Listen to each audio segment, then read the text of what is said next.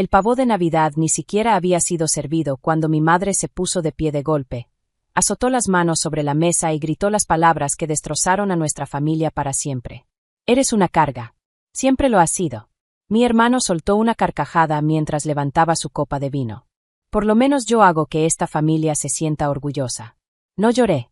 No discutí. Simplemente dejé el tenedor sobre el plato, me levanté de la mesa y me fui sin decir una sola palabra. Todos los que estaban sentados ahí pensaron que por fin se habían librado del parásito de la familia. Creyeron que habían ganado. Pero unas semanas después, mi teléfono sonó. Era mi papá. Su voz temblaba al otro lado de la línea mientras suplicaba desesperadamente. Por favor, ¿por qué no se ha pagado la hipoteca? Vamos a perderlo todo. Yo sonreí mientras contemplaba el océano desde el balcón de mi nuevo departamento, y le di la respuesta más satisfactoria de toda mi vida. Pregúntale a tu orgullo y alegría. No tenían la menor idea de que yo tenía en mis manos las llaves de toda su supervivencia. Mi nombre es Valeria Mendoza y tengo 27 años. Si vieras mi vida desde afuera, pensarías que soy una contadora exitosa viviendo en un hermoso departamento en Puerto Vallarta. Alguien que tiene todo bajo control y cuyo futuro está perfectamente definido. Pero durante mucho tiempo cargué con un peso invisible que me mantenía atada al fondo. En mi familia, los papeles se asignaron incluso antes de que aprendiéramos a caminar. Mi hermano, Alejandro, era el hijo dorado. Encantador, atractivo, carismático y supuestamente brillante para los negocios. En los ojos de mi madre era incapaz de cometer un error. Yo, en cambio, era la hija silenciosa, la que siempre quedaba en segundo plano, la que solo era recordada cuando había algún problema que resolver. Cada vez que Alejandro gastaba dinero que no tenía, mi madre decía que estaba invirtiendo en su futuro. Cuando la empresa de transporte y logística de mi papá atravesó una crisis enorme hace algunos años, todos aseguraban que había sido Alejandro quien lo había salvado gracias a sus extraordinarias ideas de negocio. Pero había algo que ellos nunca se molestaron en descubrir. Alejandro no salvó nada. La que salvó todo fui yo. Durante 3 años administré en secreto las desastrosas finanzas de mis padres. Organicé sus cuentas. Reestructuré sus deudas. Negocié pagos. Y, en más de una ocasión, cubrí faltantes con mis propios ahorros para asegurarme de que siguieran teniendo un techo sobre sus cabezas. Mi madre ignoró por completo cada sacrificio que hice.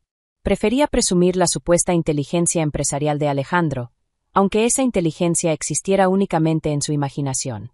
Pero antes de llegar a la noche en que todo explotó, déjame contarte cómo empezó realmente esta historia. El aire dentro del comedor de mis padres estaba cargado con el aroma del pavo recién horneado, vino caro y una tensión que llevaba meses acumulándose. Llegué tarde. Estaba agotada después de trabajar 12 horas seguidas en el despacho contable donde laboraba, revisando balances y cierres de fin de año para que las cuentas de mis clientes quedaran impecables antes de las fiestas. ¿Y cuál fue mi recompensa por presentarme? La mirada fría de mi madre. Y la sonrisa arrogante de Alejandro, que ya iba por su tercera copa de un costoso vino blanco. Una botella que yo sabía, con absoluta certeza, había sido comprada con una tarjeta de crédito que mis padres ya no podían permitirse pagar. Mientras los platillos pasaban de mano en mano alrededor de la mesa, mi papá comentó casualmente que el banco les había enviado una carta bastante confusa, sobre una actualización repentina relacionada con el crédito hipotecario de la casa. Yo sabía perfectamente lo que significaba aquella carta. El periodo de interés preferencial había terminado y los pagos mensuales estaban a punto de dispararse. Intentando evitar un desastre total antes de las fiestas, metí la mano en mi bolso con tranquilidad y saqué una carpeta perfectamente organizada que contenía el estado financiero completo de la familia. Mamá, papá, dije con suavidad, procurando mantener la calma, de verdad necesitamos revisar este documento antes de que termine el mes. La manera en que se está manejando el dinero ya no es sostenible. Mi madre ni siquiera volteó a ver la carpeta. Ni una sola mirada. En cambio, su rostro se deformó por completo de furia mientras se levantaba tan bruscamente que la silla rechinó contra el piso de madera. Luego golpeó ambas manos sobre la mesa.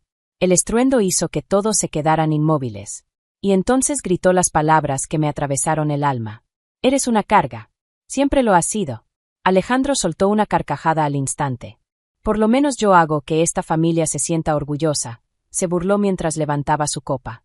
El comedor entero quedó sumido en un silencio sofocante. Nadie dijo nada. Nadie me defendió. Nadie siquiera intentó detenerlos. Aquella noche permanecí sentada dentro de mi automóvil durante mucho tiempo, escuchando la lluvia golpear el parabrisas mientras las crueles palabras de mi madre resonaban una y otra vez en mi cabeza. Durante años me había convertido en su red de seguridad. Había trabajado más horas de las que podía soportar. Había sacrificado mis ahorros. Había pospuesto mis propios sueños. Todo porque creía que, si me esforzaba lo suficiente, algún día reconocerían mi valor. Pero mientras observaba el tablero iluminado por las luces de la calle, algo dentro de mí cambió. Una claridad fría y absoluta se apoderó de mis pensamientos. La joven que llevaba toda su vida buscando la aprobación de su madre había desaparecido. En su lugar estaba una contadora. Una mujer que entendía perfectamente la realidad de los números. Y los números eran contundentes. Había llegado el momento de cerrar la cuenta. Cuando llegué a mi departamento no lloré. No derramé una sola lágrima. Preparé una taza de café, encendí mi computadora portátil y entré a todas mis plataformas bancarias. Durante los últimos 3 años, mi cuenta personal había estado conectada a la vida de mis padres mediante una compleja red de pagos automáticos. Con unos cuantos clics deliberados comencé a cortar cada una de aquellas líneas de soporte. Eliminé mis datos bancarios de los pagos de la hipoteca. Desvinculé mi tarjeta de débito de los recibos de luz, agua, internet y televisión. También la eliminé del arrendamiento del automóvil deportivo de lujo que Alejandro presumía por toda la ciudad como si fuera fruto de su supuesto éxito empresarial. Uno por uno. Sin dudar. Sin mirar atrás. Cuando finalmente cerré la computadora, ya los había desconectado por completo. Oficialmente. Ellos estaban convencidos de que su cómoda vida de clase media alta era resultado de su esfuerzo y de las brillantes ideas de negocios de Alejandro. Muy pronto descubrirían qué ocurría cuando la persona a la que llamaban carga dejaba de sostener todo el peso. Pasaron 3 semanas. 3 semanas de un silencio glorioso. Por primera vez en mi vida adulta despertaba sin la ansiedad constante de revisar las cuentas de mis padres. Sin preguntarme si tendría que transferir otros 10,000 pesos para evitar que rechazaran algún pago. Sin preocuparme por rescatar otro desastre financiero provocado por su irresponsabilidad. Me concentré por completo en mi trabajo.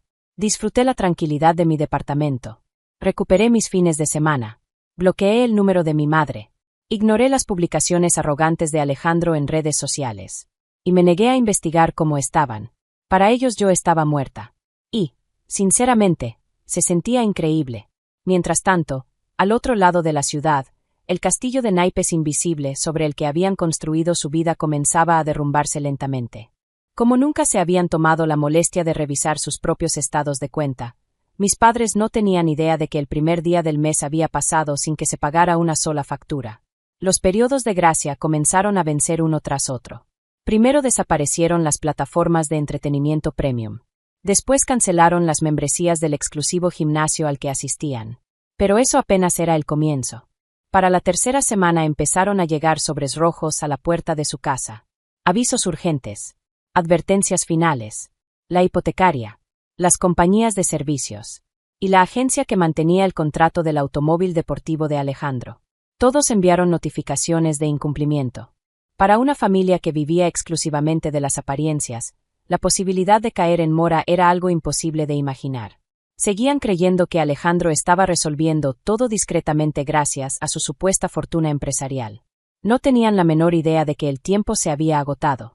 Era un martes por la tarde cuando mi celular se iluminó con el nombre de mi padre.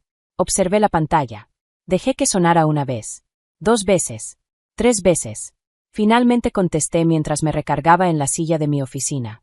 La voz que escuché al otro lado de la línea no pertenecía al hombre orgulloso y seguro de sí mismo que siempre había conocido. La voz que escuché al otro lado de la línea no pertenecía al hombre fuerte y reservado con el que había crecido. Era una voz desesperada, agitada. Completamente destrozada. Valeria, gracias a Dios que contestaste, balbuceó mi padre, Roberto Mendoza. Su voz temblaba tanto que podía sentir el pánico atravesando el teléfono. Estamos viviendo una pesadilla. Acaba de llamar el banco. Están amenazando con embargarnos la casa y la compañía de electricidad dice que nos cortará el servicio mañana. Hizo una pausa para tomar aire. Parecía estar al borde del colapso. Por favor, Valeria. ¿Por qué no se ha pagado la hipoteca? ¿Qué está pasando con las cuentas? Vamos a perderlo todo si no conseguimos 400,000 pesos antes del viernes. Miré por la ventana de mi oficina. A lo lejos, El océano brillaba bajo un cielo gris. Yo estaba completamente desconectada de su desesperación. Durante años había imaginado aquel momento. Y, sin embargo, no sentía rabia. Tampoco resentimiento. Lo único que sentía era una profunda y fría sensación de cierre. Por fin todo había llegado a su final. Papá, respondí con tranquilidad, no sé qué decirte. Después de todo, yo solo soy una carga para esta familia. ¿Recuerdas? Mamá dejó muy claro en Navidad que no aporto absolutamente nada. Del otro lado de la línea se hizo un silencio sepulcral. Podía sentir cómo el peso de mis palabras comenzaba a hundirse lentamente en su conciencia. Antes de que pudiera intentar justificar lo ocurrido o improvisar una disculpa, le di el golpe final. Si quieres saber por qué no están pagadas las cuentas, pregúntale a tu orgullo y alegría. La llamada quedó envuelta en un silencio ensordecedor. Pero la tormenta que estalló después dentro de la casa de mis padres fue mucho peor. Con la realidad golpeándolo de frente, mi padre fue inmediatamente a buscar a Alejandro. Exigió respuestas. Exigió soluciones. Después de todo, Alejandro era el supuesto genio de los negocios. El empresario exitoso. El hombre que, según todos, sostenía económicamente a la familia. Mi madre se colocó a un lado de él, convencida de que su hijo favorito sacaría una chequera, haría un par de llamadas y desaparecería el problema. Pero ocurrió exactamente lo contrario. El castillo de mentiras se derrumbó de golpe. Acorralado y sin poder seguir escondiéndose detrás de mi silencio, Alejandro finalmente se quebró. Y confesó toda la verdad. Su supuesto negocio de consultoría era un fracaso absoluto. Debía más de 1,5 millones de pesos en tarjetas de crédito. Llevaba años utilizando el buen historial crediticio de mis padres para sostener una apariencia de riqueza que jamás había existido. No tenía dinero. No tenía inversiones. No tenía ningún plan. Y mucho menos podía salvarlos. Ni siquiera podía salvarse a sí mismo. 1 hora después, mi teléfono volvió a sonar. Esta vez era mi madre. La misma mujer que me había humillado frente a toda la familia. La misma que me llamó carga. La misma que jamás reconoció uno solo de mis sacrificios. Ahora lloraba desconsoladamente. Su voz estaba rota. Desprovista de orgullo. Desprovista de arrogancia. Desprovista de todo. Valeria, por favor, te lo suplico, sollozó. Alejandro no puede pagar nada. Nos mintió. No sabíamos que eras tú quien nos mantenía a flote. Por favor, tienes que ayudarnos. Vamos a perder la casa. Eres nuestra única esperanza. Escuché sus llantos durante algunos segundos. Y sentí como los últimos restos de mi antigua vida terminaban de desprenderse. La hija que siempre intentó complacerlos desapareció para siempre en ese instante.